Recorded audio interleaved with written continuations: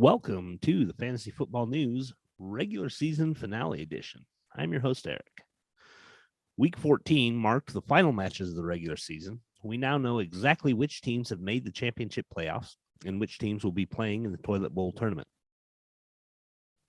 Week 14 brought us several close matches, including a few that decided who was in and who was out, and a few that decided seeding. Reminder that the next 3 weeks are playoff weeks. In the championship bracket, 6 teams will play for the top 4 positions, with the first two first round losing teams moving down to the Toilet Bowl tournament. In the Toilet Bowl tournament, head-to-head matchups do not determine the outcome.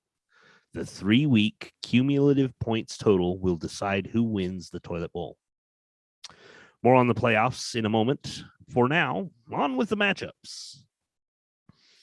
Our first matchup this week was Garbage Time versus Team Marty. Team Marty was playing to win as she made several roster moves in an attempt to eke out a victory against Garbage Time. Garbage Time needed a win and a Rebel Scum loss to take the number 2 seed in the championship bracket.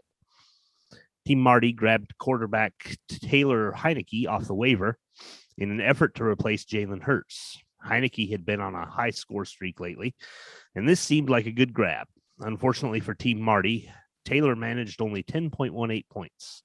A 20.8-point effort from Javonte Williams was the high point on her roster. Garbage Time also had troubles at the quarterback position, with Dak Prescott managing only 11.94 points.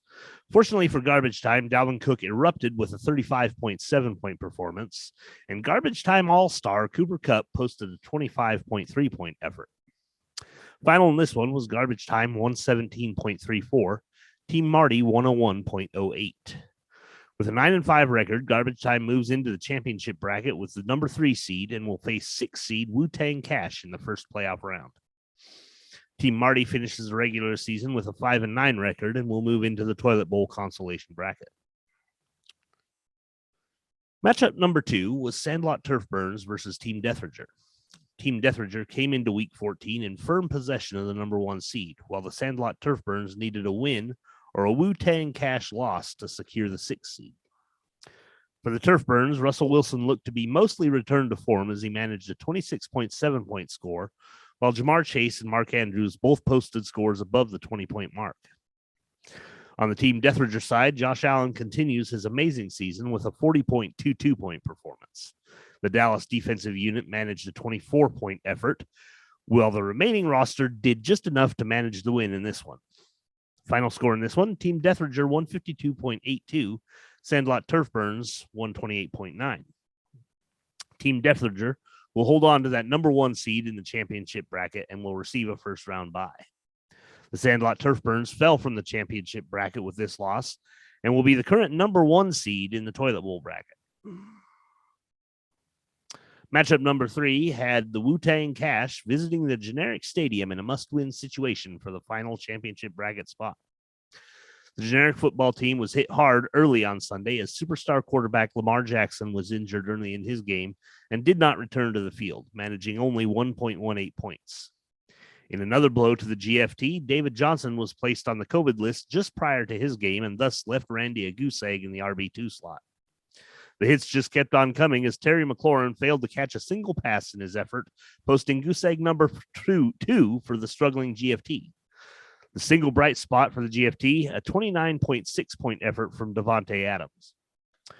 Wu-Tang Cash, needing the win to make the championship bracket, was hoping for a return to form for Patrick Mahomes. Mahomes did score 24.32 points in the QB slot, but still looks to improve moving into the postseason. Excellent performances from Tyler Lockett and Hunter Renfrow managed to keep Wu-Tang one step ahead as they win this one 102.87 to 76.08. With this win, Wu-Tang snatches up the number 6 seed in the championship bracket and will face Garbage Time in round 1. The GFT, unable to salvage the season down the stretch, will move into the Toilet Bowl tournament.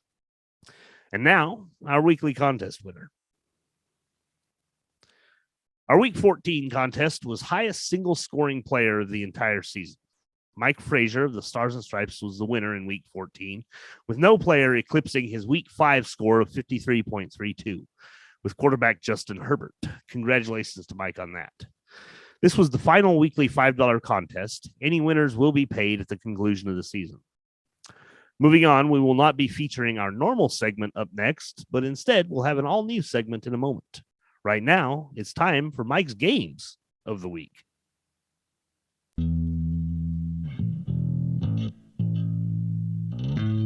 Mike's Game. It's Mike's Game. Mike's Game of the Week. It's Mike's Game. Mike's Game. Mike's Game of the Week. Mike's Game of the Week. Mike's Game of the Week. Mike's Game. It's Mike's Game. Mike's Game of the Week. It's Mike's Game of the Week. Mike's Game of the Week. It's Mike's Game. It's Mike's Game. Mike's Game of the Week. It's Mike's Game. Mike's Game of the Week. It's Mike's Game. Mike's Game. Game of the Week. Game of Mike's Game. Mike's Game. Mike's Game of Mike's Game. It's Mike's Game of the Week. Game of Mike's Game. It's Mike's Game of the Week. Mike's Game of the Week. Yeah. In the first of our two games of the week, Washington Fantasy looked to avenge their Week 1 loss to Rebel Scum and secure a higher seed, while Rebel Scum needed a victory to retain control of the number 2 seed and that coveted first-round bye. At the conclusion of Sunday's games, Washington Fantasy held a narrow 7.54-point lead with Zach Ertz left to play on Monday night. A premium 38.14-point performance from A.A. Ron Rodgers and a 23.6-point showing from Melvin Gordon had Corey poised to knock Rebel Scum out of the division lead. Rebel Scum was definitely feeling the pressure starting on Thursday night as Najee Harris looked unimpressive in the first half of his game, only to get some slight relief in the second half as the running back managed to end the night with 23.9 points. George Kittle went on to ball out on Sunday as he posted 28.1 points. Still, heading into Monday night, Rebel Scum faced a 7.54-point deficit, with only QB Kyler Murray and kicker Matt Prater left to go. Murray got off to a dismal start, but managed just enough, coupled with 16 points from Prater, to secure the victory for Rebel Scum, 151.02 to 131.34. Rebel Scum secures the number 2 seed and the first-round bye with this win, while Washington Fantasy holds on to the number 5 seed and will face Stars and Stripes in round number 1. Game of the week numero dos was another match that came down to Monday night's game as Team Scott traveled to Betsy Ross Field to face off against Stars and Stripes. Stars and Stripes needed a win and a Team Deathridger loss to secure the North Division title, while Team Scott was playing for pride. Stars and Stripes trailed in this match by 14.72 points heading into Monday night and had only James Conner left to play versus Team Scott. Team Scott's OBJ. An impressive running back performance from James Conner must have been giving Stars and Stripes owner Mike a glimmer of hope as he posted 29 points. Unfortunately for the Stars and Stripes, a returned and resurgent Alvin Kamara put up 23 points, while the aforementioned OBJ managed 16.7 points to just eke out the win in this thriller, 128.47 to 126.05. Stars and Stripes managed to retain the 4th seed in the championship bracket despite the loss and will face Washington Fantasy in round 1. Team Scott will move on to the Toilet Bowl tournament. And now, a new segment, the Playoff Pick'em. Our 4 special correspondents will pick their favorites in the 2 championship matchups. Play along at home and see if you can out-prognosticate them.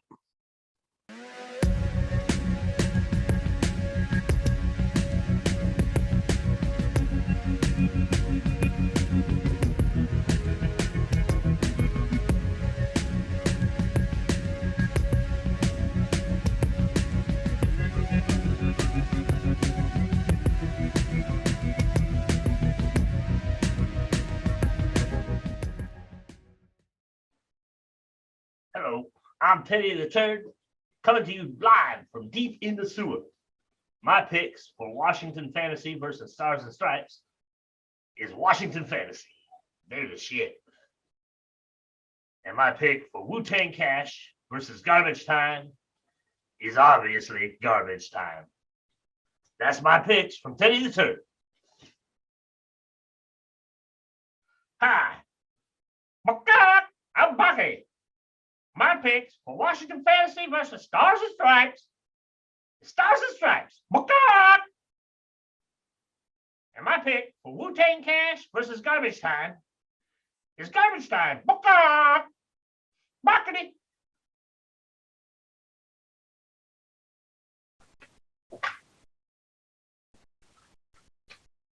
Hello, I'm OP Super Kenobi.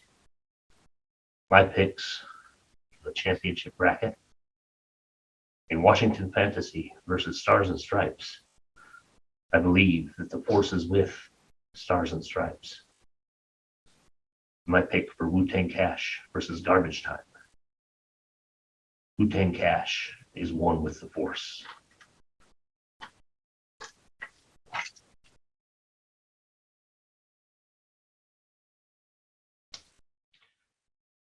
Let me be frank with you. My pick for Washington Fantasy versus Stars and Stripes is Stars and Stripes. What goes better with Stars and Stripes than a hot dog? And my pick for Wu-Tang Cash versus Garbage Time is Wu-Tang Cash. Good luck, everybody.